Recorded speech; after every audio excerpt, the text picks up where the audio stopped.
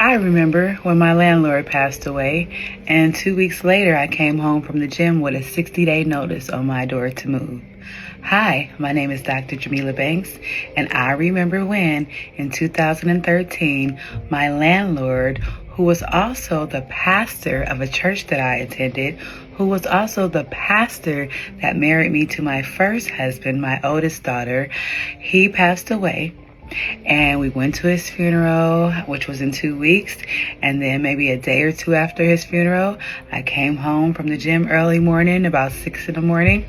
And there was a 60-day notice to move, for which his wife had served us for us to move out. And that was one of the most traumatizing experiences ever.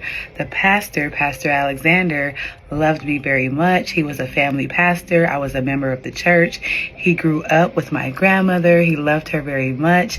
And we had lived in the home from 2005 to 2013 when he passed away. And he was always kind, caring, and told me that he will always have a space for me. So when I came home with that notice on the door, it was completely shocking. Thankfully, my mom at the time lived up the street, literally up the street and around the corner.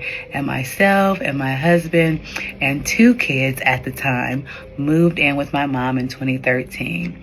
And it was actually a blessing because a short couple of months later after we moved in, she was diagnosed with congestive heart failure and given about 5 years to live with that diagnosis. So my landlord passed away. His wife served us with a notice. We ended up moving in with my mom, and I was able to help her and take care of her, sandwiched in between taking care of her and helping her with her medical appointments, and also being a mother and a wife. And I actually had another baby while living there. And what I learned is always have things, backup plans, A, B, C, D, E, F, G down the alphabet.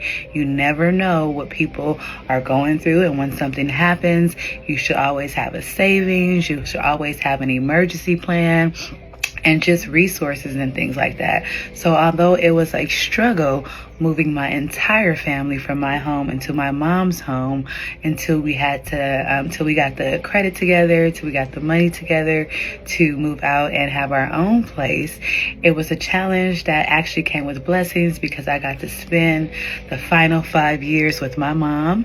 Unbeknownst to me, when we did move out in 2017, 5 months later, she passed away in May of 2018. So although it was hard and challenging to move in with her in 2013, I appreciate the 5 years that we had together before she passed away.